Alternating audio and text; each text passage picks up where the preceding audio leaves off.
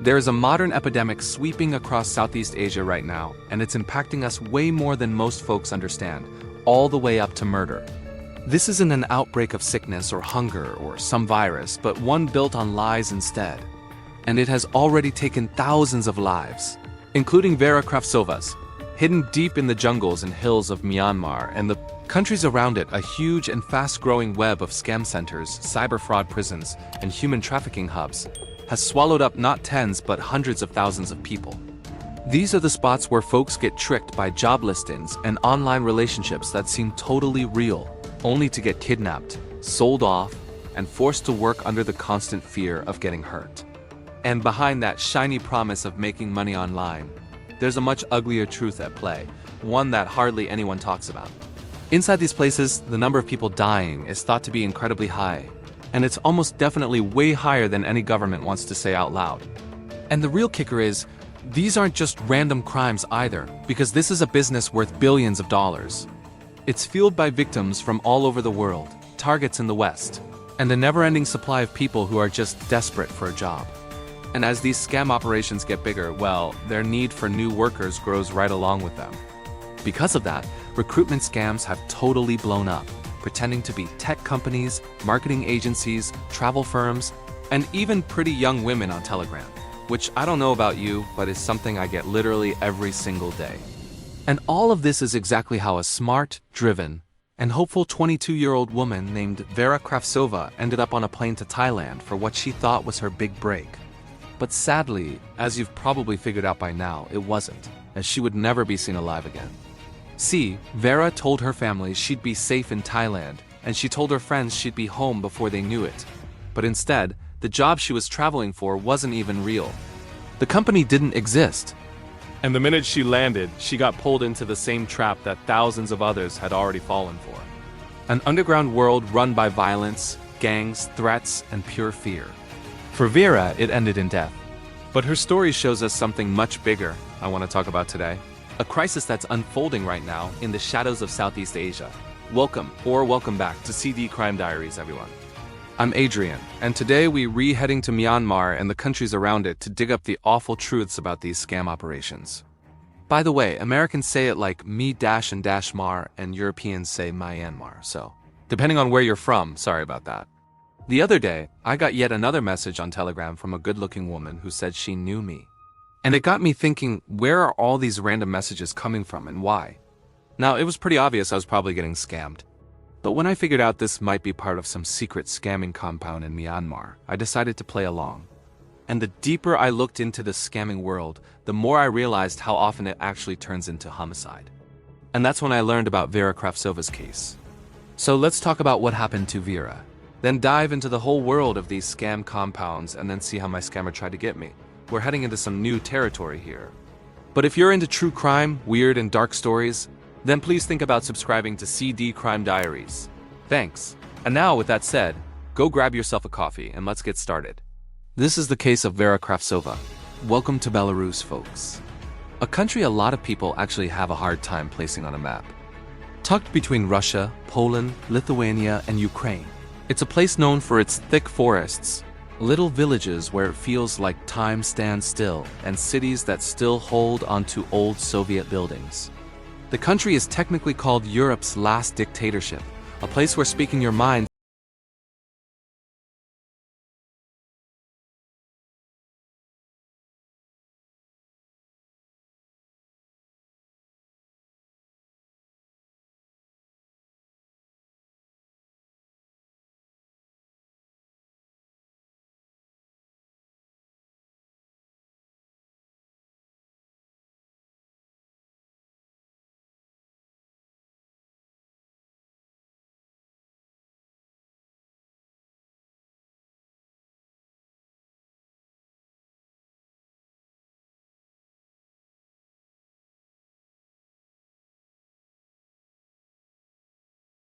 somewhere brighter. Somewhere they can build a future, live freely, or just escape the daily grind. If you scroll back far enough on Vera's Instagram, past all the travel pics, music videos, and selfies, you'd find just a regular girl growing up in Minsk, Belarus. Born on New Year's Eve in 1998, Vera loved all kinds of art from the start. She was into singing, playing instruments, music school, pretty much anything creative. She was expressive, full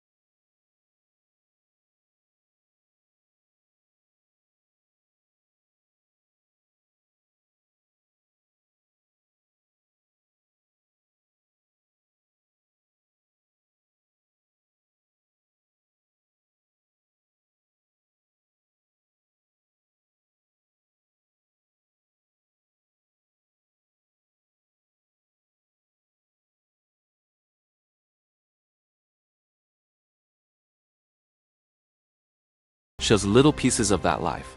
You've got a beach at sunset in Da Nang, mirror selfies in small apartments, and backstage clips from neon-lit karaoke bars. Her profile wasn't just a diary. It was her actual life, and a lot of people found it totally fascinating. Everyone who knew her says the same thing, that Vera was independent, adventurous, and crazy ambitious for her age. And she believed something bigger was out there waiting for her. By 26, she was finally starting to find it. I mean, seriously, who else can call themselves a model, singer, traveler, and influencer all at once? So when a new opportunity popped up and her dream is advertised as a fancy modeling job overseas, the kind that promised exposure travel and the next step up in her career, well, you could say Vera was pretty excited about it. What she didn't know then, though, was that this dream wasn't a gateway to fame at all. Instead, it was the start of a nightmare she'd never get out of. The offer was exactly what she'd been hoping for: a part-time modeling contract in Bangkok with good pay, a flexible schedule, professional photo shoots, and a real foot in the door. And for someone like Vera, this wasn't just a job. It was validation too. It was living proof that the world was finally starting to notice her. After getting the offer, Vera wasn't quiet about it either. Her friends said she'd always light up talking about Thailand, and she shared her excitement online by dropping hints that something big was coming up. So, after spending some time with family and friends, it was finally time for Vera to pack her bags, give everyone one last kiss goodbye, and then board her flight to Thailand on September 12, 2025. After a long flight, Vera finally landed in Bangkok. At first, she figured the first few days would be full of photo shoots, signing papers, and the start of her new career. But almost right away, something felt wrong, especially when she found herself in a dark, rundown hotel and was told she'd be flying to another country before any real work began. The contract never showed up either. And as for those promised photo shoots, well, they never happened either. Within days of landing in Bangkok, the whole story she'd been sold started to fall apart. It slowly became clear that whatever she'd been invited to wasn't a modeling job at all, it was bait. It was around September 20th that authorities believe Vera was talked into crossing the border into Myanmar. She probably had no idea at the time, but that opportunity that brought her to Thailand and then Myanmar was a trap from the very beginning. Now, of course, this is nothing new. For years, criminal networks have been targeting young travelers with jobs that look perfect on a screen, usually stuff like modeling gigs, tech roles, online marketing, or even crypto. But the reality in the end is always different. Instead of finding themselves in the job they were promised, these travelers end up tied up, kidnapped, and thrown straight into captivity. We'll talk more about this later, but for now, it's just worth saying this is a genuinely terrifying situation to be in. And the scary part is it is believed to be happening to thousands of people right this second. And Vera? Well, she was one of them. Again, this is something we'll discuss more later. But Myanmar has seen a big shift in power and corruption these last few years.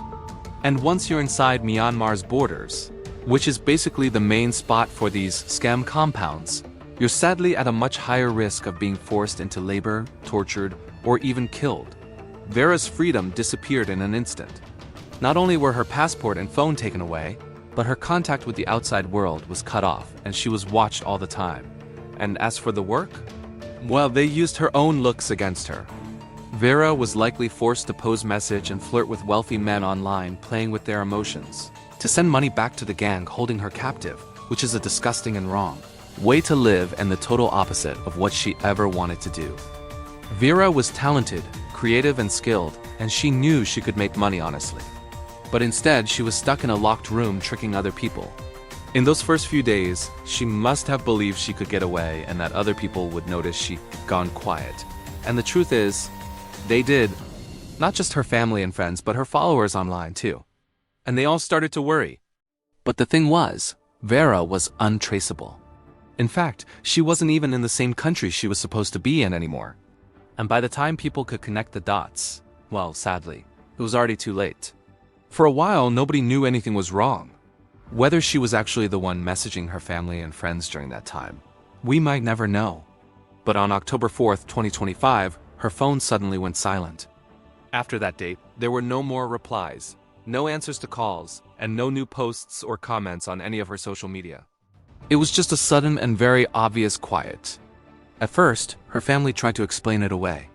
Maybe she had bad service, or maybe there was no Wi-Fi, or maybe her schedule just kept her too busy. But as the days went on, that worry turned into anxiety, fear, and dread. And by October 9th, 5 days since anyone had last heard from her, her mother couldn't take the silence anymore. That's when she filed an urgent request for help, begging the authorities to find her daughter. For weeks, nobody knew where she'd gone. She'd just vanished.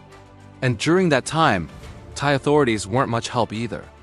In fact, after finding out she'd left the country, they seemed more interested in pushing the blame onto Myanmar instead. By then, they'd figured out she left Thailand on September 20th. With this surveillance image taken from a self-service immigration lane in Bangkok's main airport. The authorities claimed this image showed no signs she was being forced. But what we don't know is whether she was maybe persuaded or even indirectly threatened to get on that flight. Either way, this image, along with her recorded biometric data, confirms she did leave Thailand for Myanmar 8 days after getting to Bangkok. And it's right after that moment that she suddenly disappeared. And tragically, at the end of all that silence came a horrifying letter sent to her family. That's when a criminal group reached out to Vera's family, not only saying she was dead, but also that if they wanted to see her body, they'd have to pay a $500,000 ransom. I mean, imagine getting a letter like that as a parent. That must have been so painful. At first, the Thai authorities thought maybe it was all a lie or just another cruel scam. They even tried to negotiate with the crime group on behalf of her family, praying Vera might still be alive. And of course, while they waited, the news of her disappearance started spreading like wildfire. Within days, this story went international, with headlines blowing up all over social media. Some said she'd been tortured, others that her organs had been taken, and some reports even said she'd been enslaved in some jungle compound. And while all these rumors got twisted and multiplied, which just made everything messier, the sad truth is that all of them were technically right in some way. And for Vera's family, stuck between hope and dread and drowning in all those rumors, those weeks were pure agony. With Vera's trail ending at the border, Thai officials handed the case over to Belarusian diplomats and warned travelers to be careful about job offers from overseas. And that's when Myanmar authorities stepped in with a horrific report. I've translated it for you, but the report says, this is confirmation that the death is real. Vera Kravtsova, a 27-year-old citizen of the Republic of Belarus, who worked in Myanmar in the village of Flu and held passport number redacted, died of cardiac arrest on October 15, 2025, at 1:20 p.m. Her body was then cremated in the proper manner at the crematorium in the village of Incan on October 16, 2025 at noon. Signed, Administration of the Village of Flu, Mayadi Township. Of course, this was the most heartbreaking thing Vera's family could have gotten, but their pain didn't stop there. It also brought a lot more anger and frustration. I mean, not only did it claim a perfectly healthy young woman died, apparently from a heart attack, but that she'd also been cremated, so there was no chance for an autopsy. To Vera's family, this made no sense at all. She was only 26 and perfectly healthy. Yet now, her body had been completely destroyed before anyone was even told. And the truth is that while diplomats and detectives were busy digging deeper, a darker and much more believable story had already started coming out. Around that time, they found solid information suggesting Vera had been taken to a scam compound in Myanmar's Shan state, an area famous for heavily guarded scam prisons. People who saw what happened also said she'd been beaten, overworked, and even tortured when she couldn't meet insane quotas with some. Reports even saying her captors had cut up her body to sell her organs on the black market. By late October, Belarusian officials confirmed Vera was tragically gone. What started as a journey toward a better future sadly led Vera into one of Southeast Asia's darkest criminal networks, a place where dreams are traded for forced labor and profit. And even though her story is tragic enough on its own, it's unfortunately way too common. In fact, it helped expose a much wider horror happening right now in Myanmar. And of course, I'm talking about the scam compounds. So let's dig a little deeper here, because on the outside, these compounds look like office parks, casino resorts, or gated apartment complexes. But in reality, they're basically prisons. And inside these so-called gated communities, thousands of people work non-stop sending fake love messages, investment pitches, and job offers to people who don't suspect a thing all over the world. And again, I have to stress here that the workers behind those screens aren't willing employees. They're captives stuck in modern-day slavery. To put it another way, the way they run this scheme is surprisingly simple. All the higher-up gang members have to do is bait people looking for work, promise them a high salary, and free room and board, and boom, people from all walks of life are desperate enough to fall for it. For example, a young woman in Thailand might see a Facebook ad for a well-paid admin job with a free room in a resort. And a recent college grad in India might get a WhatsApp message offering a tech support role with some overseas company that needs no experience and covers all the flights. Both of these examples are a lot like Vera's story. She was an influencer and singer desperate to get her foot in the door. When they get to the same or a nearby country, they're then shuffled between isolated guest houses, handed over to black market agents, and finally herded onto a boat at gunpoint. So why have these scam compounds spread so fast across Southeast Asia? It really comes down to the perfect mix of location, money problems, and the straight-up lawlessness in a few countries. Most of them are on the borders in Cambodia, Myanmar, and Laos, with smaller pockets scattered around the Philippines. And this problem has grown in each country for its own reasons. For example, back in 2019, Cambodia banned online gambling. Changing that one policy, which was huge there, flipped a whole underground economy upside down. And Chinese gangs that had been running online casinos suddenly found themselves out of business. But instead of shutting down and walking away from this shady industry, they decided to switch to online scams. As for Myanmar, well, that story is both pretty similar and totally different. Thailand's deputy director for tech and cybercrime made a good point about this, saying Myanmar hasn't had political stability since its coup 4 years ago. In fact, funny enough, a small-time influencer accidentally captured the exact moment the military coup started right behind her, all while she kept recording her workout routine in the foreground. With the central government falling apart, a lot of Myanmar's ethnic minorities now run things themselves. So a lot of Chinese gangs have since taken the chance to move in and use this gap in power. Just a quick note here, most of their victims are actually Chinese citizens themselves, and there's no specific target against the West or any other country apart from their own.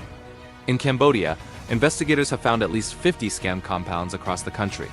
A lot of them are old casinos, hotels, or empty factories, all quietly rented by Chinese gangs and mostly ignored.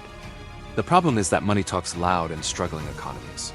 And all these operations pump millions in cash into the region. The deeper you look into these scam compounds, one thing is obvious. No country is dealing with this alone, because this is a cross-border machine. It also means no single country can actually take full responsibility here, and that also means no country is really that bothered to do anything about it. Take Thailand, for example. There aren't any compounds actually inside that country.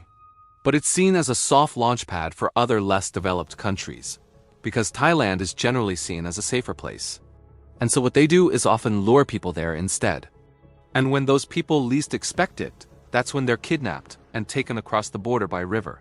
And once you're inside, the operations get even more complicated because these gangs are organized and know how to stay under the radar.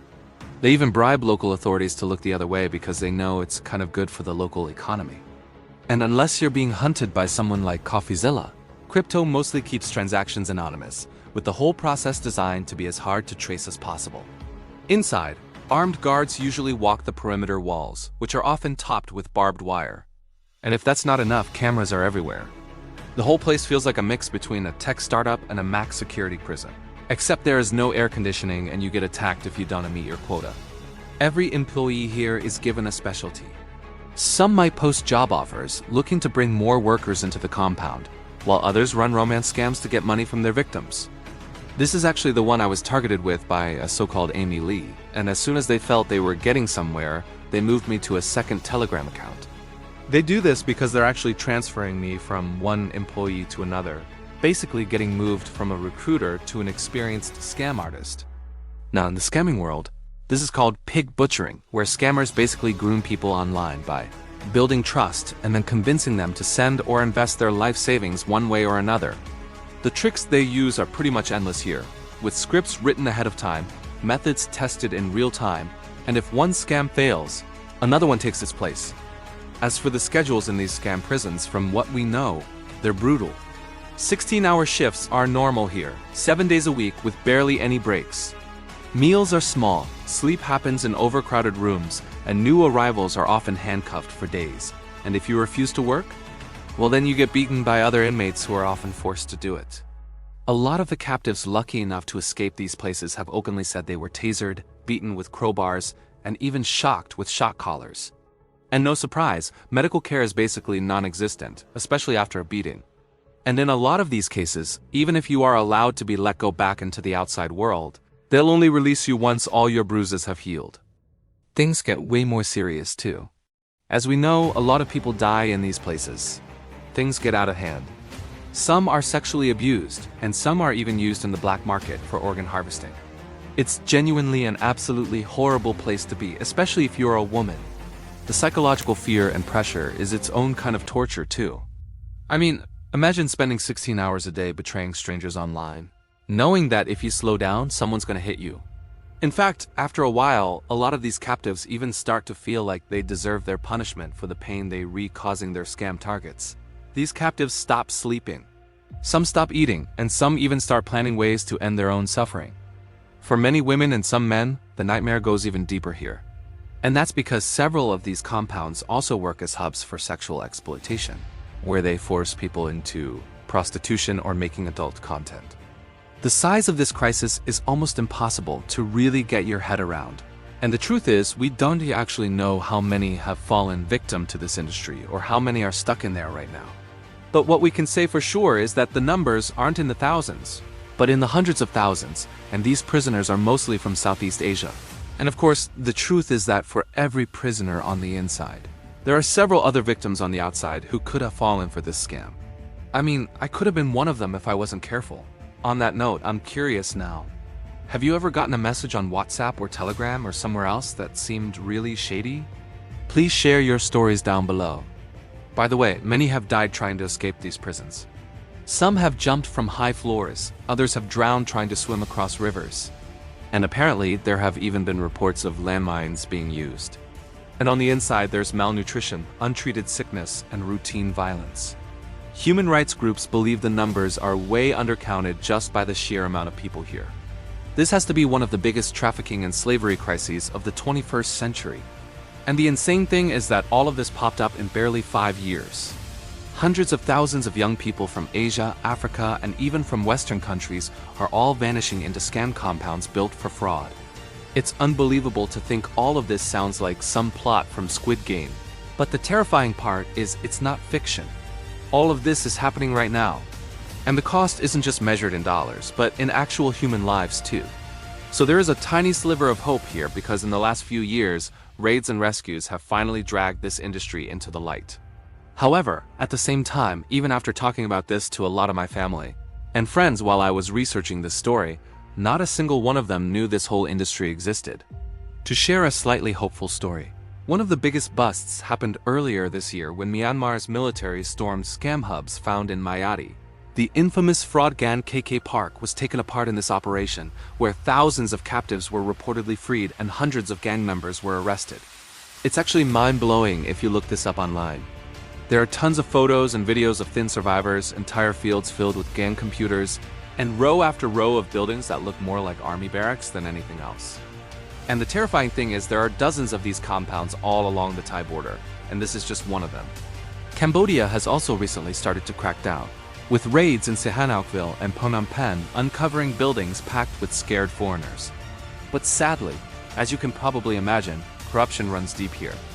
A lot of activists and organizations warn that the real owners of these compounds are still untouched. They just grab a few of their top guys, set up a new spot somewhere else, and the whole cycle starts over. Now, thankfully beyond the local forces, the world is finally waking up to this. Interpol has since put out its own global alert, and cross-border police operations have freed thousands of people. Many outraged countries like South Korea have since started sending special forces right into Cambodia, of course trying to help track and rescue their own citizens. Along with this, the US has issued indictments and sanctions. Europe has frozen assets, and even China, whose citizens are both victims and the ones running things, has started arresting anyone connected to these compounds. Even though all of these are good signs, the fight against this huge, dark, systemic problem is still pretty much hopeless. And not enough is being done to stop this from happening more.